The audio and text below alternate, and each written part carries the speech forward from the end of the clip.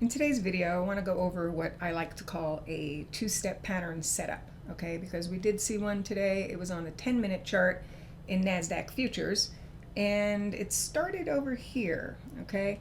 Now, typically, when you see the market take out a prior swing high, you start to get excited that you might be seeing a reversal in a new pattern of higher highs and higher lows. But you also have to be aware of the fact that it could be a two-step pattern instead, and that gives you a totally different result.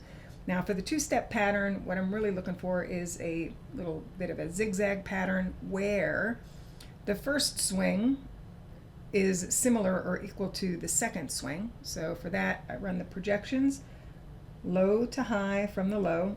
Okay, that gave us 129.66 as possible resistance.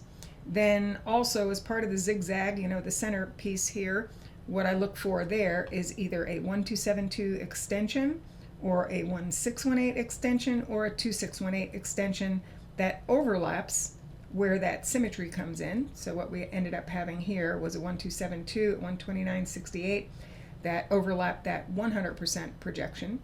And then typically the two-step pattern is, correcting a prior trend swing, and actually in this case it was this large swing here.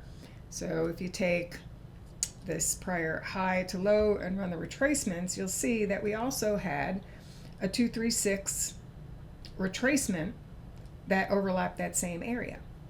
Okay, so let's see, this came in then anywhere from 129.66 to 129.75. That was the two-step pattern setup. Now, when you see something like that, you can also look and see if support holds here, because maybe it is the beginning of a new uptrend, okay? But this would need to hold. Otherwise, it's the alternate scenario, which is the two-step pattern, okay? So the typical target for any two-step pattern, that includes those three parameters, a retracement of a prior swing, a symmetry projection of the first swing up in the zigzag, and then also an extension that overlaps from this internal high to low inside of that zigzag. Well, it hit, it held, it triggered on the short side, and let's see, how much did it go down? That was a decline of 260 NASDAQ points off of the two-step pattern where you only had to risk just above here. Hope that makes sense.